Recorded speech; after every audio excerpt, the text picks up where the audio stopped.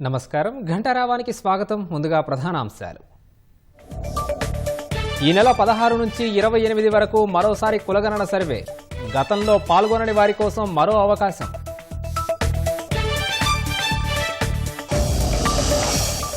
స్థానిక సంస్థల ఎన్నికలు మరింత ఆలస్యమయ్యే సూచనలు. బీసీలకు 42% రిజర్వేషన్లు కల్పించడమే లక్ష్యమన్న భట్టి. సర్పంచ్ ఎన్నికల్లో ఏకగ్రీవానికి పోటీ అభ్యర్థిగా నోటా. ఎన్నికల సంఘం ప్రతిపాదనలపై పార్టీల భిన్నాభిప్రాయాలు.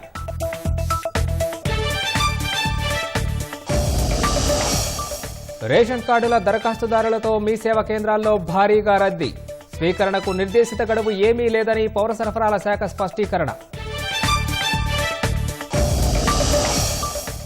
ఎన్నికల్లో ఉచిత పథకాలు ప్రకటించే పద్ధతి మంచిది కాదన్న సుప్రీం. ప్రజలను సోమరుల్ని చేస్తున్నారన్న సర్వోన్నత న్యాయస్థానం. ఏఐపై సంయుక్తంగా రోడ్ మ్యాప్ రూపొందించిన భారత్, ఫ్రాన్స్. సాంకేతికత, రక్షణ రంగాల్లో పరస్పర సహకారానికి అంగీకారం. మాఘ పూర్ణిమ వేళ మహాకుంభమేళాకు పోటెత్తిన భక్తులు. త్రివేణి సంగమంలో కోట్లాది మంది భక్తుల పవిత్ర స్నానాలు.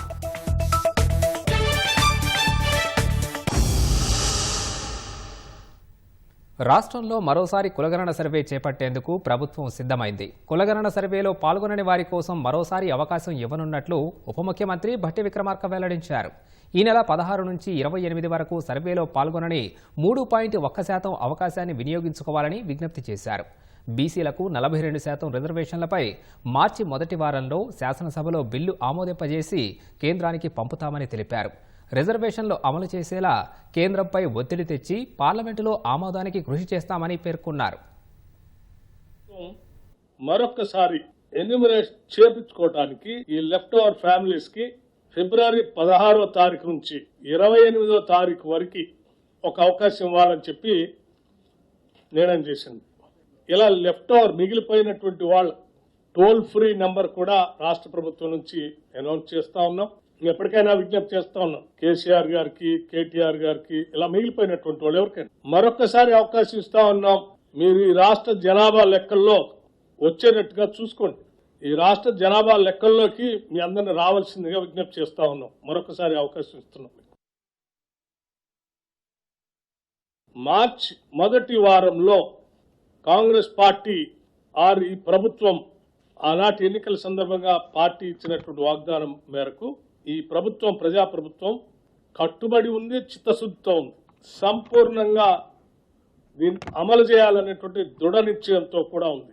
అందుకోసమే ఈ మొత్తం లెక్కల్ని కేబినెట్లో మొదటి వారంలో ఉంచి శాసనసభలో బీసీలకి, ఓబీసీలకి 42% రిజర్వేషన్ ఇవ్వటం కోసం, పొలిటికల్, ఎడ్యుకేషన్, ఎంప్లాయ్మెంట్ 42% రిజర్వేషన్ ఇవ్వటం కోసం మార్చి మొదటి వారంలో కేబినెట్లో తీర్మానం చేసి శాసనసభలో బిల్లు పెట్టి బిల్లుని పాస్ చేసి కొన్ని దశాబ్దాలుగా ఈ రాష్ట్రంలో ఎదురు చూస్తున్నటువంటి బలహీన వర్గాలకి చట్టరూపంగా ఒక చట్టబద్ధతను కల్పించడం కోసం నిర్ణయం తీసుకోవటం జరిగిందని ఈ సందర్భంగా మీ అందరికి తెలియజేస్తా ఉన్నాం.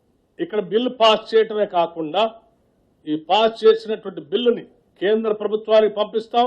పార్లమెంట్ లో కూడా బిల్లుకు సంబంధించి కేంద్ర ప్రభుత్వం మీద ఒత్తిడి తీసుకొని వచ్చి బిల్లుని పార్లమెంట్ లో కూడా ప్రవేశపెట్టి దీని మీద ఆమోదం పొందడం కోసం మేము చేయాల్సిన ప్రయత్నం అంతా చేస్తాం.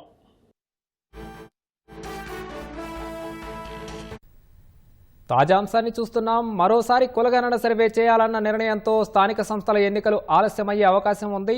మరిన్ని వివరాలు మా ప్రతినిధి నగేష్ ని అడిగి తెలుసుకుందాం. నగేష్, స్థానిక సంస్థల ఎన్నికల ఆలస్యానికి సంబంధించి వివరాలేంటి? అనుదీప్, రాష్ట్రంలో స్థానిక సంస్థల ఎన్నికలు మరింత జాప్యం కానున్నాయి. ఇప్పటికే ప్రభుత్వం తీసుకున్న నిర్ణయాల ప్రకారం స్థానిక సంస్థలు అంటే పంచాయతీలు, జెడ్పీటీసీలు, ఎంపీటీసీలతో పాటు మున్సిపాలిటీలకు కూడా ఇప్పట్లో ఎన్నికలు జరిగే అవకాశం కనిపించడం లేదు. రాష్ట్రంలో బీసీలకు 42% రిజర్వేషన్లకు చట్టబద్ధత కల్పించిన తరువాతే స్థానిక సంస్థలు నిర్వహించాలని ప్రభుత్వం స్పష్టమైన నిర్ణయం తీసుకుంది.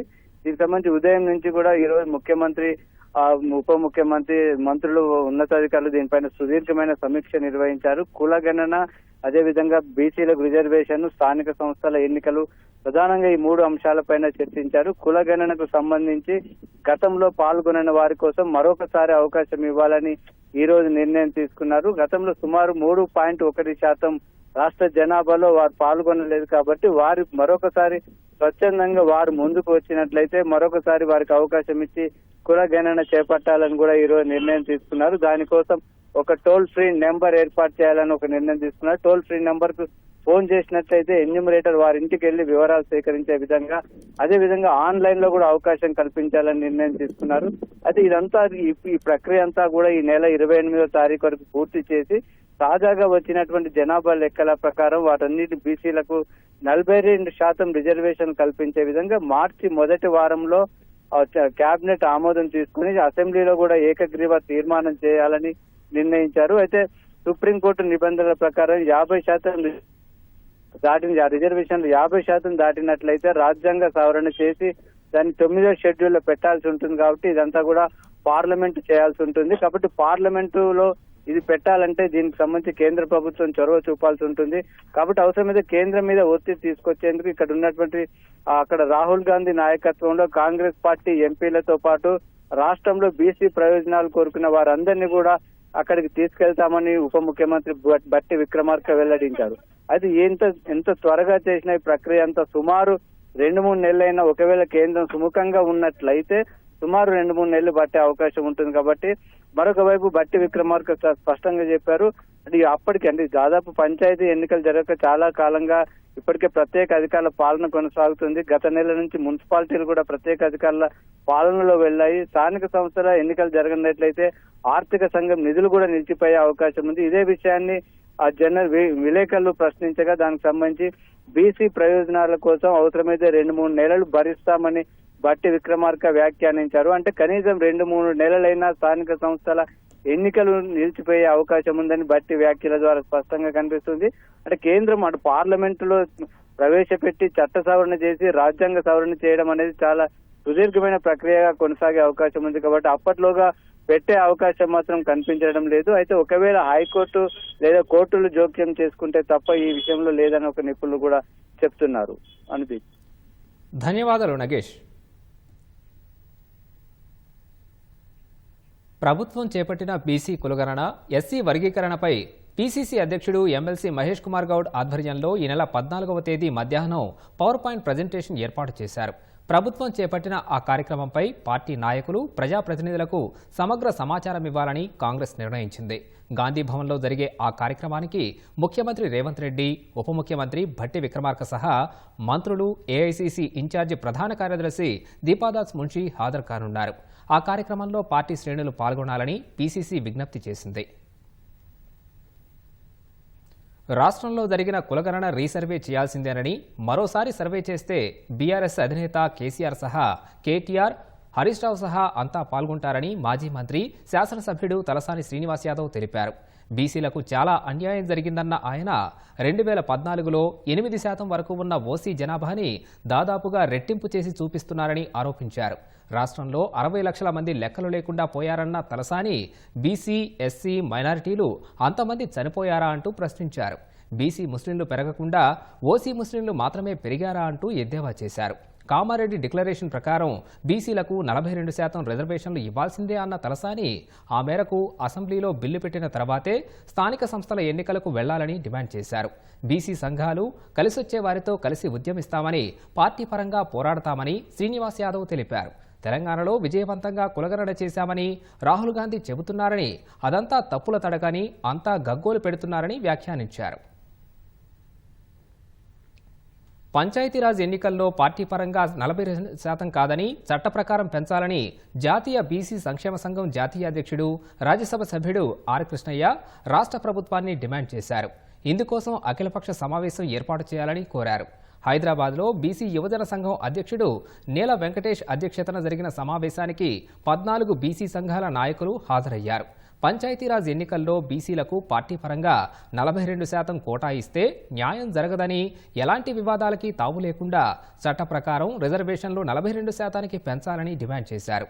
ప్రభుత్వ వైఖరికి నిరసనగా ఈ నెల 18న కలెక్టరేట్ల ముందు ఆందోళనలు చేపట్టనున్నట్లు ఆర్ కృష్ణయ్య తెలిపారు. మా జనాభా ప్రకారం మేము అడుగుతున్నాము. బీసీ వాదం రాష్ట్రంలో బలంగా ఉంది కాబట్టి ప్రభుత్వం వెంటనే స్పందించాలి. అసెంబ్లీలో చట్టం చేయడానికి మీకు అభ్యంతరం ఏముంది? మెజార్టీ ఉంది, అన్ని పార్టీలు కూడా సహకరించడానికి సిద్ధంగా ఉన్నాయి. చిన్న చిన్న సాకులు చెప్పి తప్పించుకోవద్దు. వెంటనే 42% రిజర్వేషన్లు పెంచుతూ చర్యలు తీసుకోవాలి. రానున్న సర్పంచ్ ఎన్నికల్లో నోటాకు ఎక్కువ ఓట్లు వస్తే మళ్లీ ఎన్నికలు నిర్వహించాలని రాష్ట్ర ఎన్నికల సంఘం ప్రతిపాదించింది. నోటా కన్నా తక్కువ ఓట్లు వచ్చిన వారు రెండోసారి ఎన్నికల్లో పోటీ చేయకుండా నిబంధన తీసుకురావాలని భావిస్తోంది. ఒకే నామినేషన్ వస్తే ఏకగ్రీవ ఎన్నిక ప్రకటించకుండా నోటాను అభ్యర్థిగా పరిగణించి ఓటింగు పెట్టాలని ఆలోచిస్తోంది. రాష్ట్ర ఎన్నికల సంఘం ప్రతిపాదనలపై రాజకీయ పార్టీలు భిన్నాభిప్రాయాలు వ్యక్తం చేశాయి.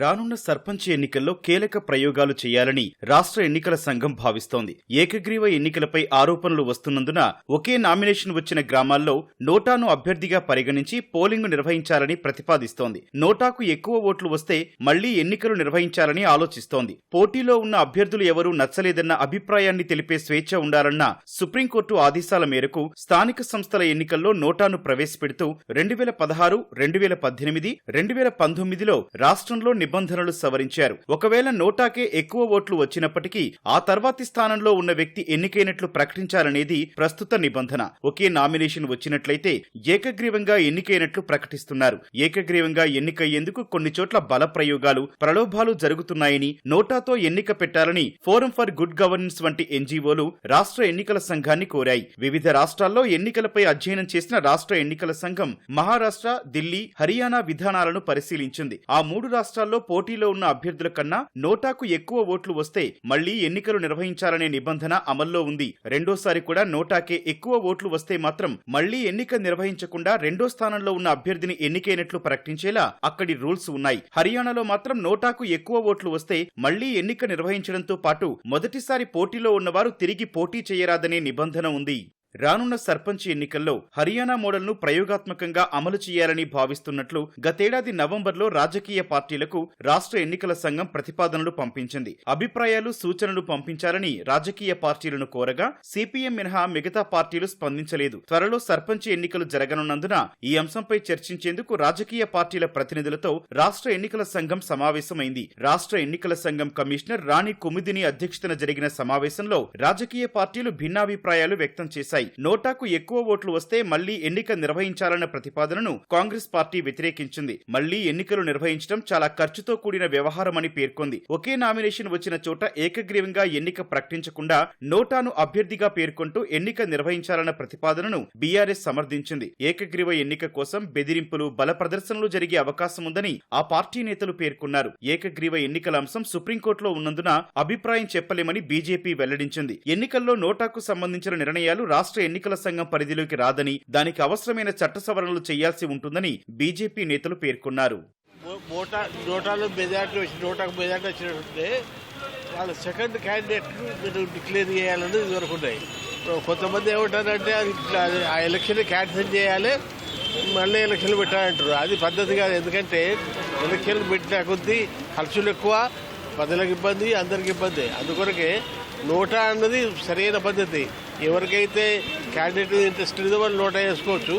కానీ ఎవరికైతే సెకండ్ లార్జెస్ట్ వస్తుందో వాళ్ళు డిక్లేర్ చేయాలని మా కాంగ్రెస్ పార్టీ తరఫున చెప్పారు. యునానిమస్ దాంట్లో కూడా బ్యాలెట్ పెట్టాలి. తర్వాత ఆ బ్యాలెట్లో నోటా కూడా పెట్టాలి. ఎలక్షన్ కండక్ట్ చేయాలనేది almost majority except barring 1 or 2 parties మిగతా అందరూ కూడా దానికి సమర్థన తెలిపింది. బీఆర్ఎస్ పార్టీ కూడా ఈ కొత్త ఆలోచన ఏదైతే ఎలక్షన్ కమిషన్ చేసిందో దానికి మద్దతు ప్రకటించింది. రిజర్వేషన్ గురించి కానీ except gram panchayat roles, MPTC, ZPTC roles తప్ప ఇంత మటుకు అక్కడ ఏమీ లేదు. వాళ్ళ గవర్నమెంట్ నుంచి కూడా ఏం రాలేదు. ఓన్లీ వాళ్ళు నోటా గురించి మాత్రమే అడిగినారు. ఆ మ్యాటర్ ఒకటి సుప్రీంకోర్టులో ఉంది. ఫస్ట్ ఒకవేళ గవర్నమెంట్కి వీళ్ళు ప్రొవిజన్స్ మారవండి, ఆ రూల్స్ మారవండి, దానికి రాస్తామనుకుంటే మాకేం అభ్యంతరం లేదు. నోటా ఉండాల్సిందేనని, అయితే నోటాకు ఎక్కువ ఓట్లు వస్తే మళ్లీ ఎన్నిక సరికాదని సిపిఎం తెలిపింది. ఒకే అభ్యర్థి ఉన్న గ్రామాల్లోనూ నోటా పెట్టి పోలింగ్ నిర్వహించాలని జనసేన సూచించింది. తమ పార్టీ నిర్ణయాన్ని 2 రోజుల్లో ప్రకటిస్తామని టీడీపీ తెలిపింది. ఎలక్షన్స్ లో ఏంటంటే ఓట్ చేయనటువంటి వాళ్ళు నోటాకేస్తారు. కంటెస్టింగ్ క్యాండిడేట్లో మెజార్టీ ఎవరికి వస్తే వాళ్ళకి ఇవ్వాలి. తిరిగి రీఎలక్షన్ పెట్టడం అనేది కరెక్ట్ కాదని చెప్పి సిపిఎం పార్టీగా మా అభిప్రాయాన్ని ఇంతకుముందు రాత్పూరంగా ఇచ్చాం. ఇప్పుడే అదే స్పష్టంగా చేశాం. అయితే నోటాను పెట్టొచ్చా అంటే పెట్టమని సుప్రీంకోర్టు చెప్పింది. పెట్టొచ్చా అని ఏముందిగా అంటే 2 రోజుల్లోపు పార్టీ ఆఫీస్ నుంచి ఒక లెటర్ పంపించమని చెప్పి మరి ఎలక్షన్ కమిషనర్ వారు తెలియజేయడం జరిగింది. మరి రేపటి వరకు ఎల్లుండి లోపు మేము పార్టీ అభిప్రాయం వాళ్ళకి తెలియజేయడం జరుగుతుంది. నోటా అనేది కంపల్సరీ ఉండాలి, ప్రతి ఎలక్షన్లో ఉండాలి. సింగిల్ క్యాండిడేట్ పోటీ చేసినా కానీ ఉండాలి. ఎందుకంటే ఆ క్యాండిడేట్ ఒక్క మంచి వ్యక్తి లేదంటే అతను సొసైటీకి ఏదైనా హాని చేస్తాడా అనేది మేము జనసేన పార్టీ ద్వారా మేము తెలియపరిచినాం. రాజకీయ పార్టీల నేతల సూచనలను పరిగణలోకి తీసుకున్న రాష్ట్ర ఎన్నికల సంఘం న్యాయ నిపుణుల సూచనలు కూడా స్వీకరించనుంది. ఆ తర్వాత నిర్ణయం తీసుకుని అవసరమైన చట్ట సవరణల కోసం రాష్ట్ర ప్రభుత్వానికి ప్రతిపాదనలు పంపించాలని రాష్ట్ర ఎన్నికల సంఘం భావిస్తోంది. కొత్త రేషన్ కార్డులకు దరఖాస్తు చేసుకోవచ్చన్న ప్రభుత్వ ప్రకటనతో మీ సేవా కేంద్రాలు కిటకిటలాడాయి. దరఖాస్తుదారులు సమీప సెంటర్లకు బారులు తీరారు. ఒక్కసారిగా తాకిడి పెరగడంతో పలుచోట్ల సర్వర్లు సతాయిస్తున్నాయని దరఖాస్తుదారులు అసహనానికి గురవుతున్నారు. కొన్ని చోట్ల ఎక్కువ డబ్బులు వసూలు చేస్తున్నారని ఆగ్రహం వ్యక్తం చేస్తున్నారు. ఇప్పటికైనా అధికారులు దృష్టి సారించి అన్ని సౌకర్యాలు కల్పించాలని కోరుతున్నారు. ప్రభుత్వం కొత్త రేషన్ కార్డులకు మీ సేవా కేంద్రాల్లో దరఖాస్తు చేసుకునే అవకాశం కల్పించింది. కొత్త దరఖాస్తుదారులతో మీ సేవా కేంద్రాలకు తాకిడి పెరిగింది. నల్గొండ మున్సిపాలిటీ మీ సేవా కేంద్రానికి దరఖాస్తుదారులు ఉదయం నుంచే బారులు తీరారు. హైదరాబాద్ మహానగరంలోని మీ సేవా కేంద్రాలు దరఖాస్తుదారులతో కిటకిటలాడుతున్నాయి. ఉదయం 6 గంటల నుంచే మీ సేవా కేంద్రాల వద్ద దరఖాస్తుదారులు వరుస కట్టారు. కొన్ని చోట్ల సర్వర్ మొరాయించడంతో గంటల తరబడి ప్రజలు నిరీక్షించారు. మరికొన్ని చోట్ల తగిన సిబ్బంది లేక ఆన్లైన్లో నమోదు ప్రక్రియ ఆలస్యం కావటం పట్ల ప్రజలు అసహనానికి గురయ్యారు. ఫస్ట్ ప్రజాపాలనలో చేసిండే కానీ అది ఏం సబ్మిట్ కాలేదు. సో అందువల్ల ఇప్పుడు మొత్తం ఆన్లైన్ అయింది కదా అనేసి మీ సేవా సెంటర్కి వచ్చాము. కానీ ఇక్కడ రూల్స్ ఆఫ్ రెగ్యులేషన్స్ ఏం సరిగా లేవండి. ఇప్పుడు టోలీ చౌకీ ఉంది, అక్కడ మంచిగా టోకన్ సిస్టమ్ పెట్టారు. ఇక్కడ మీ సేవా స్టాఫ్ అయితే చాలా దారుణము, డబ్బులు ఎక్కువ తీసుకుంటారు, ఏ పని చేయట్లేదండి. ఫామ్ వేసినాము, స్లిప్ ఇవ్వలేదు, ఇప్పుడు ఇస్తారని వస్తే మరి సాయంత్రం అని చెప్తున్నారు. అంతసేపు వెయిట్ చేపించి ఆ తర్వాత పోండి ఇంటికి అని తోలిచ్చారు. పిల్లగానికి జ్వరం వచ్చింది, ఆడికైనా తిరుగుతున్నాం మేము, వాళ్ళు రెస్పాన్స్ కావట్లేదు. నేను 4 సంవత్సరాల నుంచి అప్లికేషన్ ఇస్తున్నా, ఏం రెస్పాన్స్ కావట్లేదు. వాళ్ళు ఏం రెస్పాన్స్ కావట్లేదు. నిన్న అడిగితే తిడుతున్నారు వాళ్ళు. ఇక్కడ కనీసం కూర్చోడానికి ఫెసిలిటీస్ లేవు. కరెక్ట్ ఇన్ఫర్మేషన్ ఎవరు ఇవ్వట్లేదు. అసలు ఎలా ఉండాలి, ఎలా వెళ్ళాలి, ఎక్కడ సబ్మిట్ చేయాలి, ఏమీ ఇన్ఫర్మేషన్ ఇవ్వట్లేదు. బంజారాహిల్స్, రామ్నగర్, కోటి ప్రాంతాల్లో మీ సేవా సెంటర్ల వద్ద రద్దీ పెరిగింది. దరఖాస్తులు సమర్పించిన తర్వాత రసీద్ను మళ్లీ రేషన్ దుకాణాల్లో ఇవ్వమనటం పట్ల పలువురు నగరవాసులు ఆందోళన వ్యక్తం చేస్తున్నారు. సికింద్రాబాద్లోని హరిహర కళాభవన్, కోటి మీ సేవా కేంద్రం వద్ద సర్వర్లు సతాయిస్తున్నాయని ప్రజల ఆవేదన వెలిబుచ్చారు. పాత బస్తీలోని పలు ప్రాంతాల్లో ఒక్కో దరఖాస్తుకు 2000 వరకు తీసుకుంటున్నారని ప్రజలు ఆగ్రహం వ్యక్తం చేస్తున్నారు. ఉన్నతాధికారులు దృష్టి సారించి మీ సేవా కేంద్రాల్లో సౌకర్యాలు మెరుగుపరచాలని కోరుతున్నారు. కొత్త రేషన్ కార్డు కోసం వచ్చినాం. అప్పుడు ప్రజాపాలన అప్పుడు ఒకటి ఇచ్చినాము, మళ్ళీ ఇప్పుడు ఇచ్చినాం. మేమైతే ఇప్పుడు మాకు ఇంకా రాలేదు, ఇంకా కావాలి కంపల్సరీ రేషన్ కార్డు కదా, అందుకే ఇక కొత్తగా ఫామ్స్ ఇచ్చినాం. ఇప్పుడు కొత్త కార్డు ఉంటే కార్డు తీసేశారు. మేము 5 months ఊర్లో లేమని తీసేశారు. ఇప్పుడు కొత్త కార్డుకు వస్తే మార్నింగ్ 8 గంటల 30 నిమిషాలకు వచ్చినామండి. మీ సేవకు సర్వర్ ప్రాబ్లం ఉందని చెప్పారు. 11కి స్టార్ట్ అయ్యిద్ది అన్నారు. 1:30 అయిపోయింది. ఇప్పుడు కూడా నమ్మకం తక్కువే అండి. మార్నింగ్ 8:30 నుంచి ఇక్కడే ఉన్నామండి. లైన్ కూడా జరగట్లేదు. మాకు రేషన్ కార్డు లేదు, మా వారికి హెల్త్ బాగాలేదు. ఎక్కడికి వెళ్ళినా వెయిట్ రేషన్ కార్డు కావాలంటున్నారు. ఇక్కడ ఏం లేదు, ఇబ్బంది ఉంది. సర్వర్ డౌన్ అయింది 1.5 hour. అప్పుడు ఆపేశారు, మళ్ళీ స్టార్ట్ చేశారు. ఇంతకుముందు ఉంటే పోయింది ఒక రేషన్ కార్డు, ఆమె నా కోడలే, ఆమెకు అస్సలు లేదు. పోయి 10 ఏళ్ళు అయింది. మళ్ళీ కొత్తగా అప్లికేషన్ పెట్టుకొని వస్తున్నాము. రేషన్ కార్డులకు దరఖాస్తుల స్వీకరణ నిరంతర ప్రక్రియ అని పౌర సరఫరాల శాఖ వెల్లడించింది. మీ సేవా కేంద్రాల్లో దరఖాస్తుల స్వీకరణ నిరంతరం ఉంటుందని, దరఖాస్తుల సమర్పణకు నిర్దేశిత గడువు ఏమీ లేదని స్పష్టతనిచ్చింది. ప్రజావాణిలో దరఖాస్తు చేసిన వారు మళ్లీ చేయొద్దని పేర్కొంది. మీ సేవా కేంద్రాల్లో ఇచ్చిన రసీదును జాగ్రత్తగా పెట్టుకోవాలని సూచించింది. వాణిజ్యం, పెట్టుబడుల అంశాల్లో సంబంధాలను మరింత బలపరుచుకోవాలని ప్రధాని నరేంద్ర మోదీ ఫ్రాన్స్ అధ్యక్షుడు మేక్రాన్ నిర్ణయించారు. సాంకేతికత, రక్షణ, పౌర అణు ఇంధనం, అంతరిక్షం తదితర రంగాల్లో పరస్పరం సహకరించుకోవాలని ఇరువురు నాయకులు అంగీకారానికి వచ్చారు. ఈ మేరకు భారత్, ఫ్రాన్స్ సంయుక్త ప్రకటన విడుదల చేశాయి. ద్వైపాక్షిక సంబంధాలతో పాటు ప్రాంతీయ, అంతర్జాతీయ పరిస్థితులు చర్చకు వచ్చాయని తెలిపాయి. ఐరాస భద్రతా మండలిలో సంస్కరణల్ని తీసుకురావాలని మోదీ, మేక్రాన్ పేర్కొన్నారు. భద్రతా మండలికి సంబంధించిన అంశాలతో పాటు ఇతర ప్రపంచ సమస్యలపై కలిసి పనిచేయాలని నిర్ణయించారు. కృత్రిమ మేధపై భారత్, ఫ్రాన్స్ సంయుక్తంగా రోడ్ మ్యాప్ను రూపొందించాయని వెల్లడించింది. ఉచితాల పేరుతో ఎన్నికల హామీలు ఇవ్వడంపై సుప్రీంకోర్టు తీవ్ర అభ్యంతరం వ్యక్తం చేసింది. ఉచితాలు ఇవ్వడం ద్వారా ప్రజలను పరాన్నజీవులుగా మారుస్తున్నారని ఆక్షేపించింది. పట్టణ ప్రాంతాల్లోని నిరాశ్రయులకు ఆశ్రయం కల్పించాలని దాఖలైన పిటిషన్పై విచారణలో justice B R, justice Augustine George మాసిహిలతో కూడిన ధర్మాసనం ఈ మేరకు వ్యాఖ్యానించింది. ఎన్నికలకు ముందు ఉచిత హామీలను ప్రకటించడాన్ని ధర్మాసనం తప్పుపట్టింది. ఉచిత రేషన్, ఉచితంగా నగదు ఇస్తున్నందున ప్రజలు పనిచేయడానికి ఇష్టపడడం లేదంటూ ఘాటు వ్యాఖ్యలు చేసింది. ఉచితాలతో ఏ పని చేయకుండానే భోజనం, డబ్బు సంపాదిస్తున్నారని ధర్మాసనం వ్యాఖ్యానించింది. ఈ పథకాల ద్వారా లబ్ధిదారుల్ని సమాజంలో ప్రధాన స్రవంతిలో కలపకుండా పరాన్నజీవులుగా మారుస్తున్నామని ధర్మాసనం ఆందోళన వ్యక్తం చేసింది. అలాంటి వారికి పని కల్పించినప్పుడే దేశాభివృద్ధికి దోహదపడతారని వ్యాఖ్యానించింది. ఈ దశలో పట్టణ ప్రాంతాల్లో పేదరిక నిర్మూలన కోసం కేంద్రం కృషి చేస్తోందని, పట్టణ ప్రాంత పేదలకు ఇళ్లు కట్టించేందుకు ప్రయత్నిస్తోందని అటార్నీ జనరల్ ఆర్ వెంకటరమణి కోర్టుకు తెలిపారు. ఇందుకు స్పందించిన ధర్మాసనం పట్టణాల్లో పేదరిక నిర్మూలనకు ఎంత సమయం పడుతుందో కేంద్రం నుంచి తెలుసుకుని చెప్పాలని అటార్నీ జనరల్ను ఆదేశించింది. తదుపరి విచారణ 6 వారాలకు వాయిదా వేసింది. మాఘ పూర్ణిమ సందర్భంగా ప్రయాగ్రాజ్ మహాకుంభమేళా భక్తజన సంద్రమైంది. లక్షల సంఖ్యలో తరలివస్తున్న భక్తులతో త్రివేణి సంగమంలో ఘాట్లన్నీ కిక్కిరిశాయి. భక్తుల రద్దీని దృష్టిలో పెట్టుకుని ఉత్తరప్రదేశ్ సర్కార్ భారీ ఏర్పాట్లు చేసింది. సీఎం యోగి ఆదిత్యనాథ్ లక్నవూ నుంచి ఏర్పాట్లను, పరిస్థితిని నిరంతరం పర్యవేక్షిస్తున్నారు.